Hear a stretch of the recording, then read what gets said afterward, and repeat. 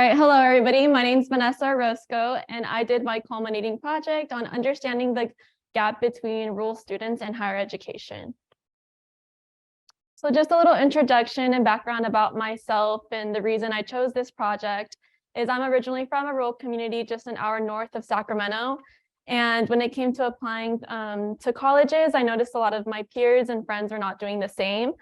So that made me curious as to what is it that about my peers that made them choose to stay behind and just work in the community.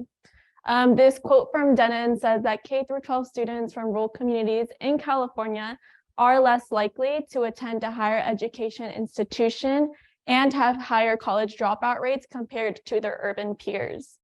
So I wanted to focus my project on, is there a lack of an A through G curriculum and college prep classes in rural school district? And if there is, does that play a significant factor in them transferring to a four-year university and the retention rates?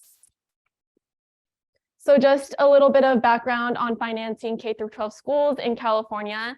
I'm sure we're all familiar with Proposition 13, which was passed in 1978 by the voters. And it did many things, but one of them was cap property taxes at 1% of the purchase price, which is important since schools relied on property taxes to get the majority of their funding. And that made California go from having one of the highest per student spendings in the nation to one of the lowest per student spending.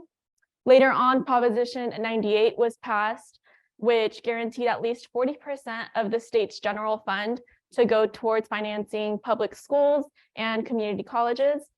However, proponents of this initiative envisioned the proposition to serve as a kind of a minimum level of funding that they would give to schools, but it's been serving as the maximum level.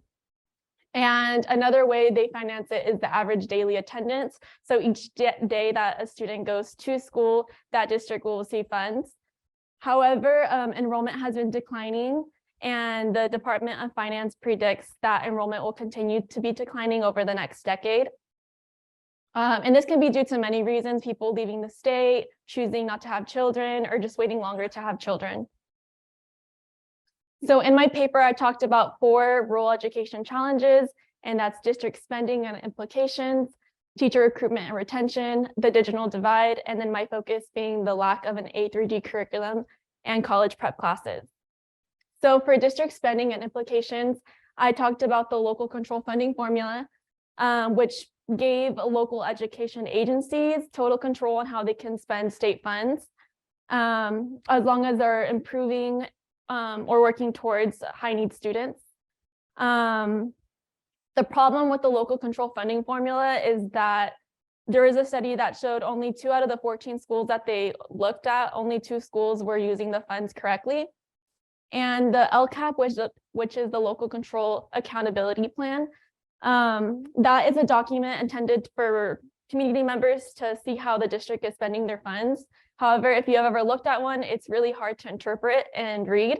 So it doesn't really do a lot of justice to the people, like parents, looking at this and seeing how the school's spending the funds. For the teacher recruitment and retention problem, the state's currently short around 25,000 teachers in the state, which leaves rural and small school districts to compete with these mid to larger school districts. And a starting salary for a teacher in a rural area is significantly lower than starting out in a more urban area. There's also a limited supply of housing and jobs in the communities. And this can play a factor when teachers have families and their significant other might not be able to find a job in the community due to the lack of jobs available. And studies have shown that mental health declines as teachers experience more feelings of loneliness, depression, culture shock, and then having to take on a heavier workload because there's not as much there's not as much teachers in the community. And the digital divide is another problem, with rural households having one of the lowest broadband subscription rates in California. And with my main focus, the lack of an A through G curriculum and college prep classes, I include a graph here that shows the percentage of high schools offering the full A through G sequence, specifically in English, math, science, social science. And you can see here the small and rural schools school districts are less likely to offer the full A through G sequence, which is needed to get into college. And that's compared to a high minority school in California or a high poverty school. I chose to do my case study on the Colusa County Office of Education, since that's the school district that I graduated from and I'm familiar with it. Colusa County Office of Education has 4 school districts. So it's Williams, Maxwell, Colusa, and then Arbuckle, also known as Pierce Joint Unified School District. And I chose to interview with Michael West, Colusa County Office of Education Superintendent of Schools. He has a lot of responsibilities, but one of them is approving that LCAP that I was mentioning earlier. And what I took away from this interview is that the county still struggles with COVID-19 learning loss issues, since a lot of the students in the county weren't able to have laptops. They didn't have the right technology or Wi-Fi to complete their assignments. So that's something they're still tackling with today. And then also the teacher shortage is something that's really been hitting them hard with not being able to recruit well-qualified teachers in specific subjects. And for my interview with Pierce Joint Unified School District Superintendent Carol Geyer, her main responsibilities are overseeing the district's daily operations and coordinating events. I took away 4 main things from that interview. And the first one is rural school districts can struggle with finding a qualified teacher in a specific subject. So she mentioned to me that they've been trying to find a really good math teacher. They can't. If they do, it's probably a year and then they're stuck trying to find someone again. Secondly, remote districts like Arbuckle are filled with many first-generation students, which, it's a learning process when they want to apply to colleges. And then third, utilizing and applying for grants can help advance a district by increasing the number of counselors available. So here, Geyer, she was the only grant writer for Arbuckle. And as far as to my knowledge, when I interviewed with Michael West, she was the only person who did grants. So Arbuckle was able to hire more counselors compared to the other schools in the county.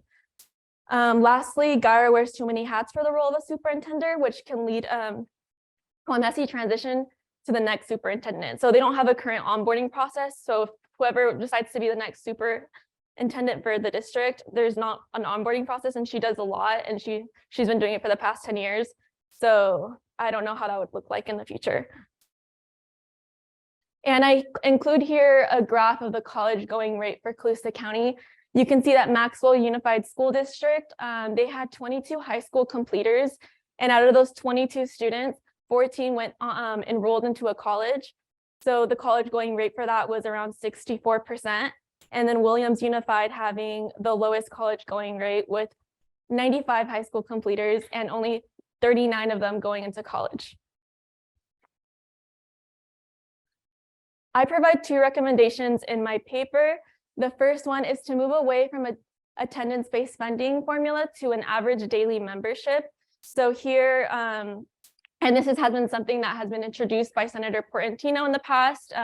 It has not advanced yet, but this basically would provide funding to school districts based on their yearly enrollment rather than each day that a student goes to school. And then secondly, establishing a statewide virtual school network so students in rural schools can enroll in online courses offered by other districts throughout the state. This would, open up more doors for these students, and they would be able to take classes that are not offered in their community. I conclude that rural schools are less likely to offer a full A through G course sequence and college prep classes, resulting in K through 12 students from rural communities being less likely to attend a higher education institution and thus having a greater college dropout rate compared to their urban peers. And that concludes my presentation. Thank you.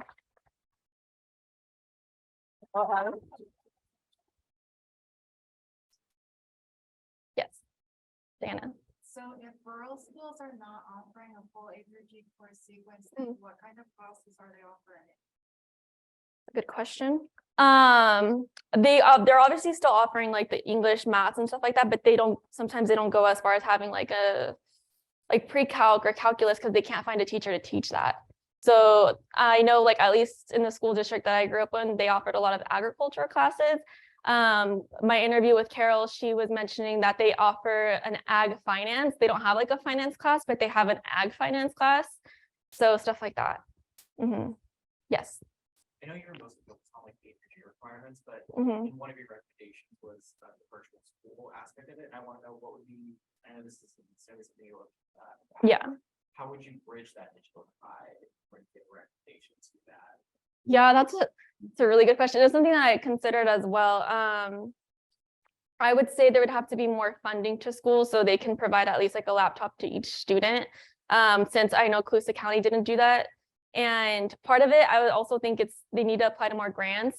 As I was doing my research, there's like a small school district in the Central Valley, Lindsay Unified School District. They were able to create their own broadband out there and make sure that each student has a laptop.